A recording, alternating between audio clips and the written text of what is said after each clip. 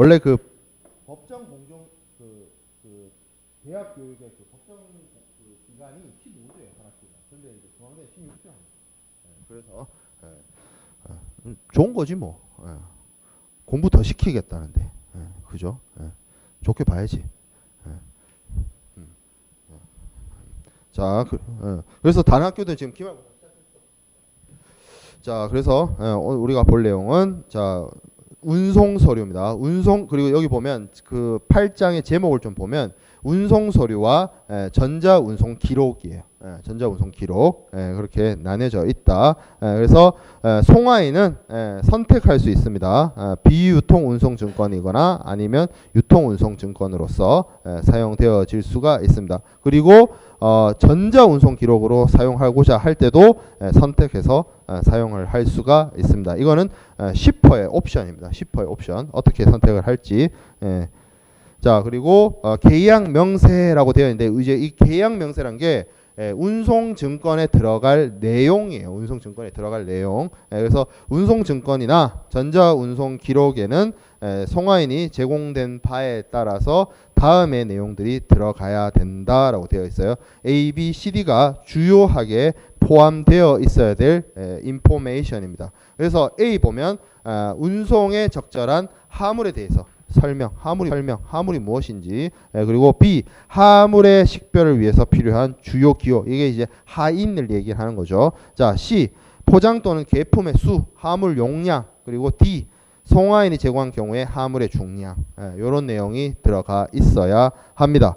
그리고 마찬가지로 역시 포함되어져야 하는 내용이 운송인이나 이행 당사자가 그 하물을 수령할 때의 그 하물의 외관 상태에 대한 기술, 그리고 운송인의 이름, 그리고 운송인이나 이행 당사자가 하물을 수령한 날짜, 하물 수령하는 날짜, 그리고 운송증권이 유통증권인 경우에는 그 발행된 유통증권 원본의 숫자, 이런 것들이 역시 운송증권의 내용에 포함이 되어 있어야 돼요.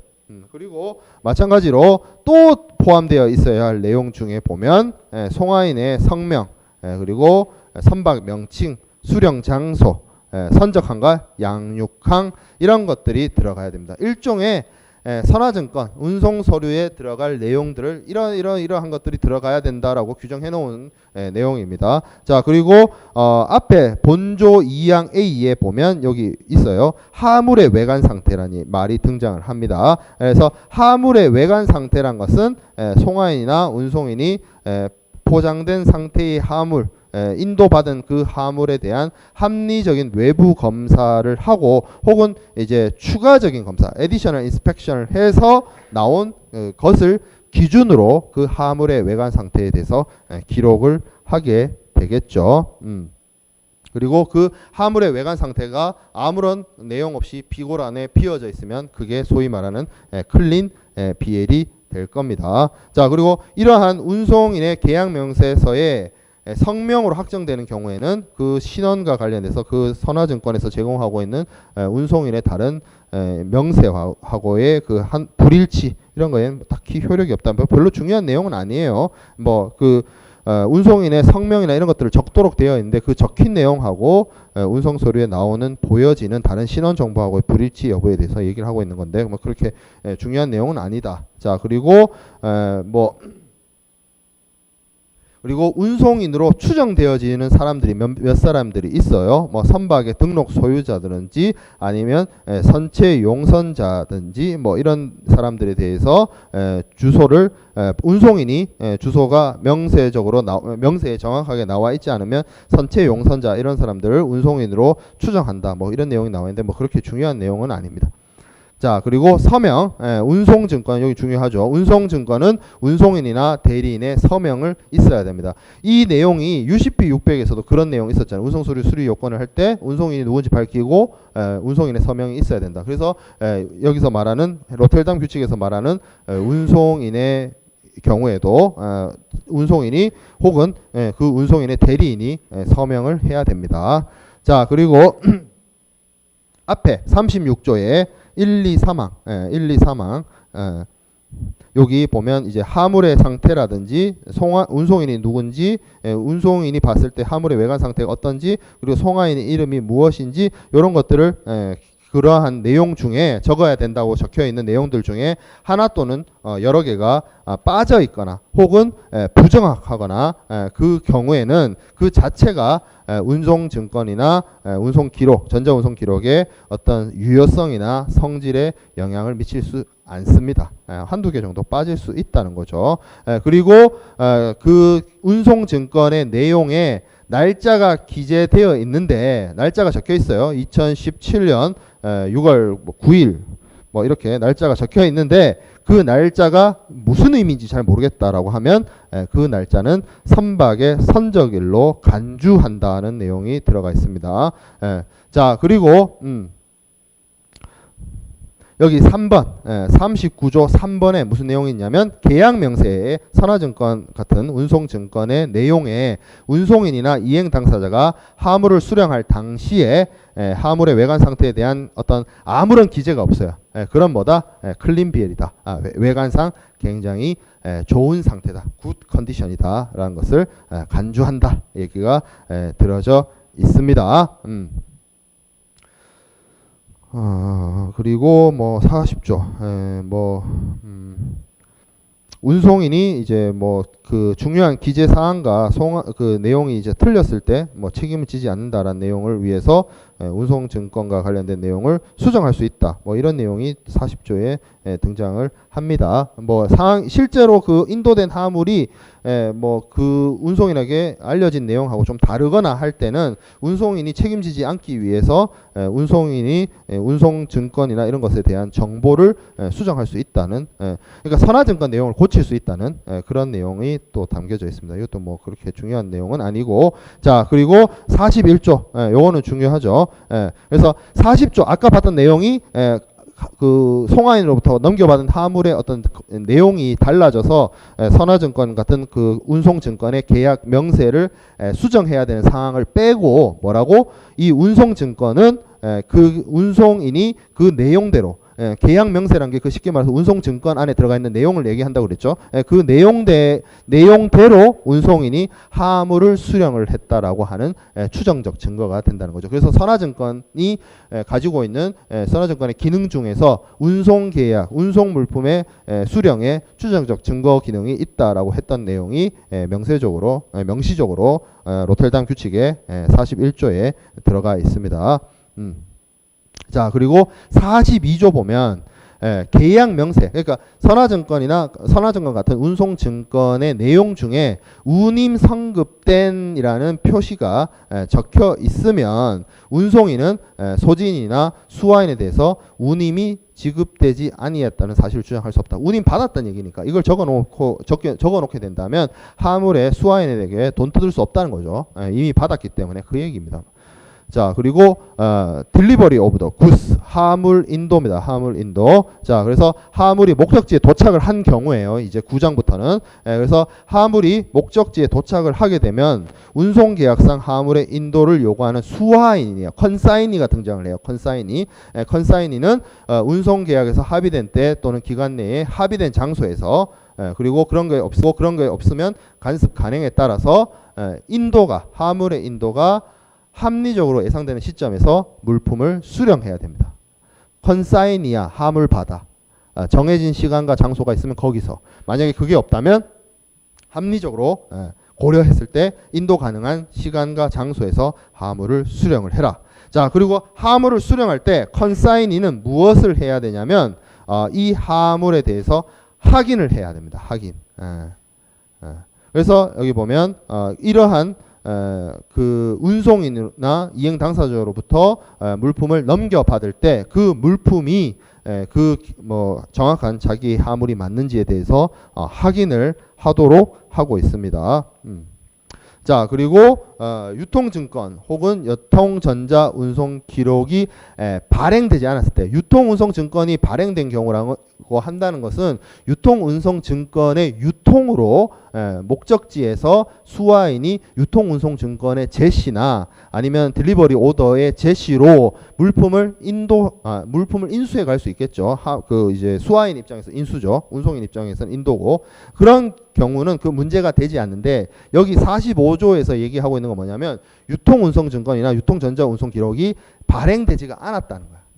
비유통으로 발행됐다거나 뭐 이런 경우에는, 그 경우에는 규정된 시간과 장소에서 수화인에게 화물을 인도하도록 되어 있고, 만약에 수화인이 어떻게 뭐 이렇게 명확하지 않거나 드러나지 않다라고 하면 조금 뒤에 보는 처분권자란 사람한테 물품을 넘겨줄 수가 있습니다. 그러면 이 처분권자는 수화인이 명확하지 않은 경우라면 그 하물의 착화 통지처를 얘기하기도 하고, 아니면 뭐 개설은행 같이 하물의 어떤 담보권을 가지고 있는 사람일 수도 있고, 아니면 송화인이 될 수도 있어요. 사실상 그러니까 수화인이 명확하게 하물에 대한 인도나 이런 것들을 안 하게 되면 원래 물건을 보낸 그 송화인이 그 하물에 대한 처분을 할 수도 있습니다. 이거는 그래서 이 처분권자라고 하는 거는 누구 딱 정해서 누구다라고 얘기하기 좀 곤란해요.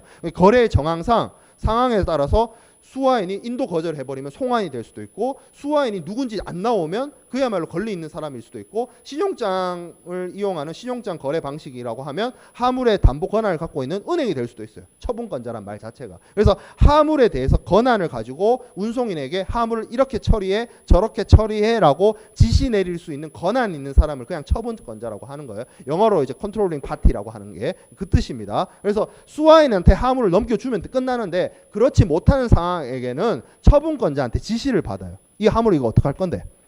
하물 어떻게 할까? 이렇게 지시를 받을 수 있다는 얘기가 여기 지금 나와 있습니다.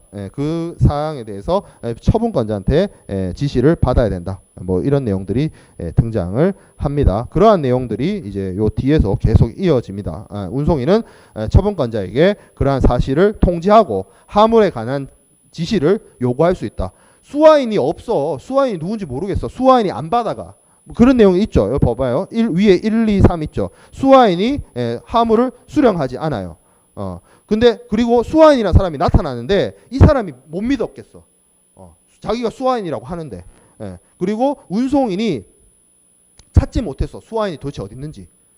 이러면 이제 쉽게 말해서 인도를 못하게 되잖아. 수화인한테 못 넘겨주잖아. 수화인이 없고 수화인인 사람이 이상하고 수화인을 못 찾겠으면. 그럼 어떻게 한다? 화물에 대해서 운송인에게 이 화물을 어떻게 처리할 것인지라고 지시할 수 있는 사람, 그게 송화인이 됐든 아니면 담보권을 갖고 있는 은행이 됐든 그런 사람한테 이거 어떡할 건데, 이 화물 어떡할까?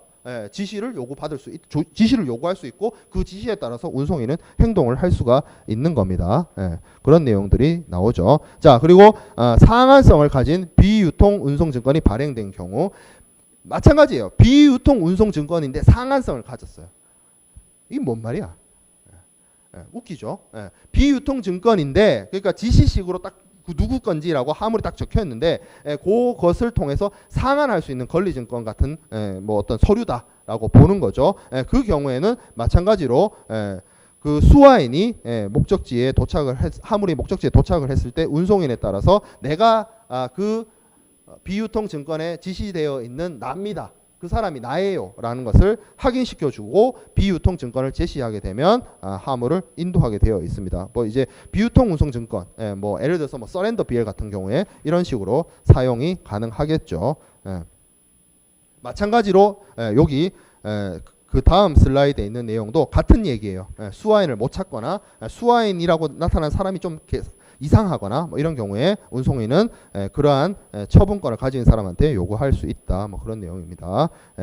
또 마찬가지로 47조에도 유통증권이 발행된 경우를 이야기하고 있어요. 거의 비슷비슷한 얘기를 하고 있는데, 운송 처음에 무슨 얘기였어요? 비유통증권 얘기했고, 상한성이 있는 비유통증권 얘기했고, 그리고 유통증권 얘기하고 있어요. 세 번째로. 그래서 유통운송증권, 쉽게 말해서 기명식이거나 아니면 이제 기명식이 아니지 지시식이지. 지시식. 말을 잘못했네.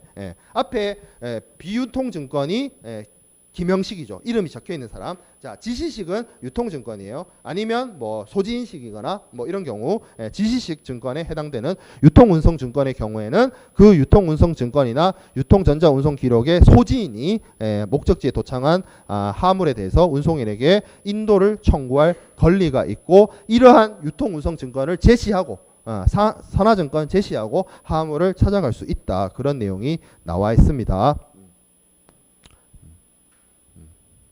뭐 그 외에 뭐 뒤에 내용들도 뭐 거의 그런 내용이고, 또 여기 있는 내용도 앞에 있는 얘기가 똑같죠. 수화인이 소지인이 유통운송증권의 소지인이 안 나타나, 그리고 나타나는데 이상해, 뭐 이런 경우에는 운송인은 뭐 다른 지시를 요구할 수 있다. 그 같은 내용이 계속 나오고 있습니다. 그래서 앞에서 봤던 내용을 요약을 하면 처음에 나오는 게 비유통성, 그리고 비유통성인데 상환 가능해, 그리고 유통성 증권,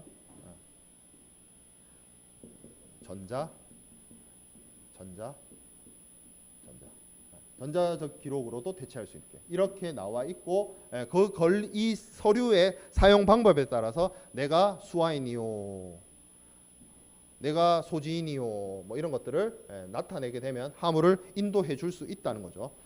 그런데 이런 사람들이 나타났는데 이 사람이 예를 들어서 화물을 인도를 하지 않거나, 그리고 이상하거나, 그리고 못 찾겠어요. 그러면 어떻게 한다? 운송인은 이 화물을 어떻게 처리할 것인지에 대해서 지시를 받을 수 있다. 그 얘기가 공통되게 나와 있어요. 공통된 모양의 형식으로 같은 얘기를 반복해서 하고 있습니다. 자, 그리고 48조 인도되지 않은 화물, 화물이 목적지에 도착한 이래로 인도되지 아니한 것으로 볼 때는 어떤 경우냐라고 한다면 A, B, C, D, E라고 되어 있어요. 그래서 수화인이 이 화물에 대해서 수령하지 않는 경우, 혹은 처분권자가 혹은 소지인이 혹은 송화인이 화물에 대해서 적절한 지시를 하지 않는 경우, 그리고 앞에서 봤던 조항들에 의해서 인도를 거절할 권리가 주어지거나 거절할 것이 요구되어지는 거, 운송인한테. 그리고 인도가 요구되어지는 장소의 법률에 따라서 수화물을 인도하는 것이 안 되는 경우, 허용되지 않는 경우, 그리고 그 밖의 이유로 운송인이 화물을 넘겨줄 수 없는 경우에 인도되지 아니하는 화물이다라고 보여지고, 그래서 요 경우에는 운송인은 화물에 대한 어떤 책임과 비용에 대해서 합리적으로 요구되어지는 행동을 취할 수 있습니다. 화물을 못 넘겨주게 생겼으니까, 목적지에 도착을 했는데 그 내용이 나와 있습니다. 그러면 그 운송인은 어떻게 행동을 해야 되는지, 화물을 보관하거나 아니면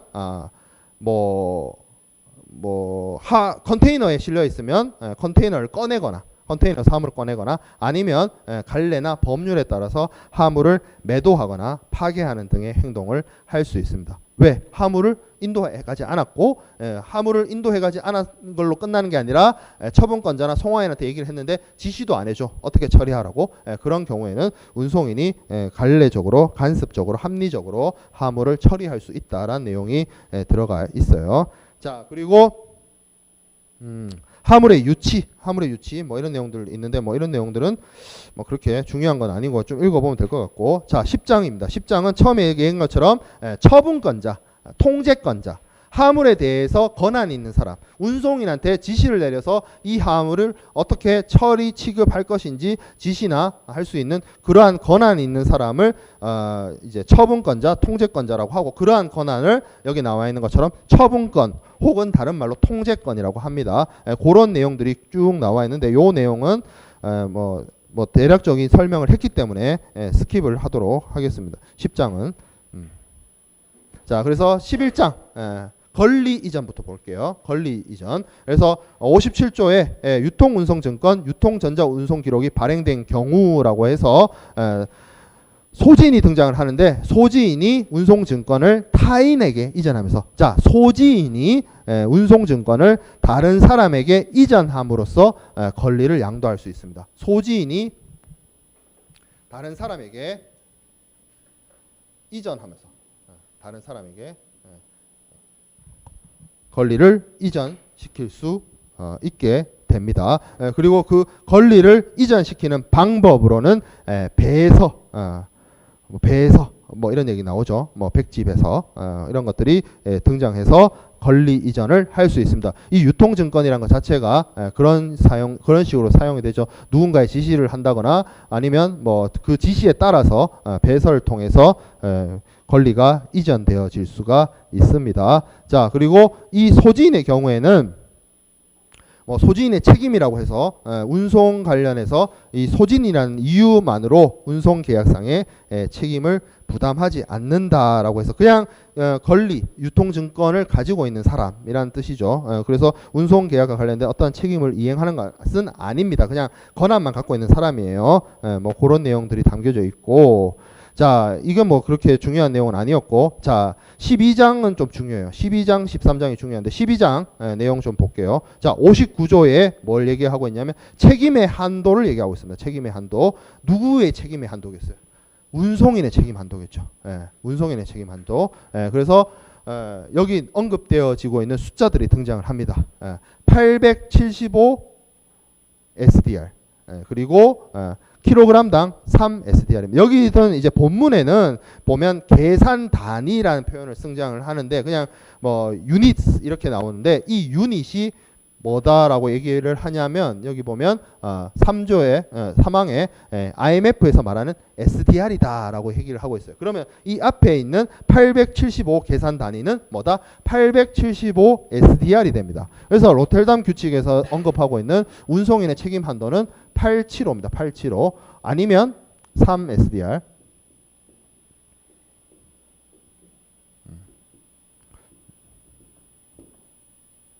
아니면 킬로그램당 3 SDR.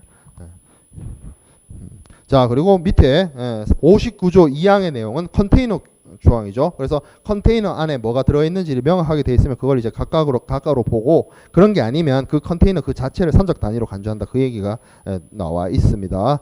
자, 그리고 연착, 지연이죠. 지연의 경우에는 어떻게 한다? 운임의 2.5배. 운임의 2.5배. 지연은 운임의 2.5배의 책임을 집니다. 지연되게 되면, 화물이 늦게 도착하게 되면 그 내용이 나와 있습니다. 자, 그리고 61조에 되어 있는데 운송인이 의무 이행과 관련해서 손해를 발생시킬 의도로서 아니면 손해가 발생할 것으로 인식하면서 무모하게 자기 부작했다. 그러니까 고의로 사고를 냈다. 이렇게 되면 앞에 얘기했던 책임 제한을 원용할 수 없다. 이걸 이용할 수 없다라는 거죠. 고의로 사고 내면 그 얘기 마찬가지로 함부르크 규칙에도 다 있었던 내용입니다. 그런 내용이 61조에 들어가 있고요. 자, 그리고 제소기간 2년 동안 제소를 할 수 있습니다. 헤이그 비스비 1년이었는데 함부르크 이후부터 계속 2년이죠. 그래서 기간이 늘어나서 있습니다. 그리고 그 기간을 계산을 할 때는 화물이 인도되었어야 할 마지막 날로부터 2년의 기간을 계산을 하도록 되어져 있습니다. 그 제소기간 13장에 있는 내용이고, 자, 여기 보면 64조에 가보면 구상 청구 소송이 있어요. 요게 제3자에 대한 청구 소송입니다. 2년 끝나갈 때쯤 해서 누군가가 나한테 뭐 손해배상 책임을 걸었어요. 그러면 이 사람하고의 어떤 분쟁을 해결하기 위한 어떤 기간이 확보되어져야 되죠. 그러면 앞에서 얘기한 그 2년을 지나가더라도 소송을 제기할 수 있도록 되어 있습니다. 최소 그래서 여기 90일이란 말이 등장을 하죠. 최소 90일은 확보해줘야 되겠죠. 그 내용이 이것도 마찬가지로 헤이그 비스비나 함부르크에 있던 내용이에요. 그거 같이 보면 되겠죠. 그리고 뭐 그 내용 이건 65조까지는 뭐 크게 중요한 내용은 아니고 대충 이렇게 해서 로텔담 규칙의 주요한 내용들을 쭉 개괄적으로 살펴봤는데 운송인의 책임과 관련된 내용이 아까 우리가 쉬는 시간 전에 봤던 17조에 있었습니다. 그래서 이 운송인과 책임과 관련해서 책임 원칙은 가실 책임주의로서 청구자란 말이 등장을 했어요. 클레이먼트. 그래서 이 사람이 입증을 하게 되면 운송인은 자신의 잘못에 대해서 책임을 져야 된다. 다만 17조 3항에서 혹은 17조 2항에서 운송인이 자신의 가실이 아님을 입증하게 되면 운송인은 면책이 됩니다. 그리고 발생된 그 사안에 따라서 발생한 사유가 면책 카탈로그에 해당되는 하재라든지 천재지변에 해당된다라고 또 입증을 하게 되면 운송인은 면책이 된다라는 거죠. 그러한 내용들이 여기 운송인의 책임과 관련된 내용이었고 그 부분이 들어가 있었습니다. 자, 그럼 이거는 앞에서 봤던 내용이고 마지막으로 딱 이제 헤이그 규칙, 헤이그 비스비 규칙, 함부르크 규칙, 로텔담 규칙을 딱 서로 비교하면서 수업을 끝내도록 할게요. 그래서 헤이그 규칙은 헤이그 비스비 규칙은 지금 선화증권의 사용에 적용이 되고 있는 실제로 적용하고 있는 국제 규칙입니다. 선화증권 통일에 관한 국제 규칙이죠. 그래서 선화증권이 채약국에서 발행되거나 채약국 항우에서 운송이 시작되거나 아니면 그 법률을 그 헤이그 비스비의 내용을 그 나라 자국법에 수용되어져 있는 경우에는 헤이그 비스비 규칙이 적용이 됩니다. 하지만 함부르크 규칙이나 로텔담 규칙에서는 그 범위가 확장됐어요. 양육국이라든지 양육항이라든지 이런 것들이 채약국이면 이 국제 규칙이 적용이 가능하도록 되어 있었습니다. 그리고 적용 범위에 있어서도 헤이그 비스비나 함부르크는 국제 해상 운송에 적용이 되는 국제 규칙이었는데 로텔담 규칙은 플러스 됐어요. 뭐가? 육상 구간이 도어 투 도어로 바뀌면서 육상 구간이 바뀌면서 그래서 복합 운송에 적용 가능한 보면 이 로텔담 규칙의 내용을 쭉 들여다보면 이게 복합 운송에 충분히 사용 가능하겠구나 하는 내용들이 몇 번 있었어요. 그 부분에 대해서 제가 또 언급을 했죠. 그렇게 복합 운송에서 사용할 수 있도록 바뀐 국제 규칙이 로텔담 규칙입니다. 그리고 하물에 대해서도 헤이그 규칙이나 헤이그 비스비 규칙에서는 살아있는 동물이나 가판적 하물에 대해서 하물로 취급하지 않았지만 로텔담 규칙에서는 앞에 봤죠. 모든 종류의 하물을 하물로 봤죠. 그런 것들이 다 하물로 들어갔고 운송인의 책임 기간과 관련해서도 헤이그 비스비에서는 하물의 선적부터 하물의 양육시까지 태클 투 태클이 적용이 됐다라고 한다면 로텔담 규칙은 복합 운송에 적용 가능한 것처럼 도어 투 도어로 적용을 하고 있습니다. 자, 그리고 운송인의 의무와 관련해서 가장 기본적으로 가망 능력 주의 의무가 언급이 되죠. 근데 차이점이 있다라고 했어요. 헤이그 비스비 때는 뭐다? 출발할 때 발항할 때, 항구를 떠날 때 가망 능력을 갖추고 있으면 아무 문제가 없었지만 로텔담 규칙에서는 운송되는 도중, 그러니까 보이지 내도록 항해 도중에 계속 가망성을 유지하고 있어야 된다라는 거죠. 자, 그리고 화물 처리 주의 의무에 대해서도 언급하고 있고, 그리고 책임 원칙은 마찬가지로 공통되게 가실 책임주의입니다. 운송인이 잘못한 게 있으면 가실을 한 게 있으면 하물의 멸실 손상 지연이 운송인의 가실에 의해서 발생하게 됐으면 그 범위 한도 안에서 운송인이 책임을 진다. 만약에 운송인이 하물의 멸실 손상에 대해서 잘못이 없다거나 아니면 뭐 상당한 주의를 기울였는데도 불구하고 발생한 사고에 대해서는 책임지지 않는다라는 취지가 헤이그 비스비와 로텔담 규칙에 있습니다. 함부르크 규칙의 경우에는 기본적으로 가실 추정이 들어가요. 근데 기본적으로 일단 운송인이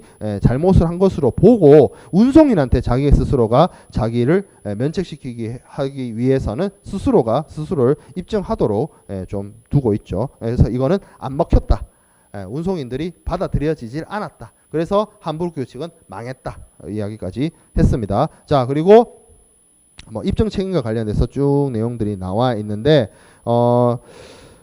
헤이그 비스비 규칙의 경우에는 운송인이 일단 그 불가망으로부터 면책을 하기 위해서는 자신이 상당주의를, 그러니까 쉽게 말해서 젖잘싸했다는 것을 입증하도록 되어 있었고, 로텔담 규칙에서도 마찬가지로 송화인이 입증하는 것으로 바뀌어 있어요. 가망 능력 주의 의무에 대해서 운송인이 스스로 입증하는 거, 로텔담 규칙에서는 송화인이 입증하는 것으로 이렇게 바뀌어서 있습니다. 가망 능력 주의 의무에 대해서는. 그리고 하물 처리 주의 의무에 있어서는 헤이그 비스비에서는 운송인이 입증하고 로텔담 규칙에서는 운송인이 입증하고 이런 식으로 바뀌었습니다. 이런 식으로 규정되어 있어요. 그런 내용들이 들어가 있습니다. 입증 책임과 관련된 부분은 좀 내용적으로 접근하기 조금 어려운 측면이 있는데 그냥 요 표에 있는 원문보다 요 표에 있는 내용들 좀 보면 될 것 같아요. 그리고 입장 책임보다 중요한 거는 앞에 있는 책임 원칙이죠. 책임 원칙과 관련해서 좀 차이점이 나니까 그거 좀 살펴보도록 하면 될 것 같아요. 자, 그리고 면책 사유, 요게 더 중요하죠. 그래서 면책 사유에 해당됐던 항해 가실 면책이 로텔담 규칙에서는 마찬가지로 폐지가 됐다. 그래서 운송인의 책임에서 뭐가 있었어요? 선장 선원의 잘못에 대해서 운송인이 책임을 진다라는 내용이 로텔담 규칙 18조에 있었습니다. 그 내용으로 들어가면서 면책 카탈로그, 다른 면책 카탈로그 하재라든지 천재지변이라든지 물품 고유의 하자라든지 이런 애들은 다 살아 돌아왔는데 함부르크 규칙 때 없어진 것들이 다 살아 돌아왔는데 로텔담 규칙에 와서는 항해상 가실은 면책은 삭제됐다. 그래서 이 말이 로텔담 규칙이란 게 운송인의 어떤 입장과 하주의 입장이 어느 정도 고려됐다라고 보여지는 거예요. 함부르크 규칙은 철저하게 하주 입장이었거든. 그러니까 운송인 입장을 전혀 고려되지 않은 상태에서 만들어진 것이기 때문에 조금 그런 면에서 있어서 운송인들이 이 협약에 대해서 굉장히 거부감을 나타냈었는데 로텔담 규칙에서는 운송인과 하주의 입장이 어느 정도 적절하게 반영이 되어 있다라고 볼 수 있는 거죠. 하지만 책임 한도액은 또 늘었어요. 함부르크 규칙보다 좀 늘었습니다. 그래서 함부르크 규칙이 835 SDR이었는데 로텔담 규칙은 875 SDR, 3 SDR로 높아졌습니다. 그런 차이가 있네요. 이런 쪽까지 좀 살펴보도록 하면 될 것 같아요. 그래서 해상 운송에 적용하는 국제 규칙, 대표적인 국제 규칙 요 세 가지를 비교해서 살펴봤습니다. 수업 오늘 뭐 굉장히 좀 난해하고 어려운 내용이 많았는데 듣느라 고생했고 시험 준비 잘 해서 유정의 미를 거두길 바랍니다. 수고했고 다음 주에 시험 시간 때 보도록 합시다.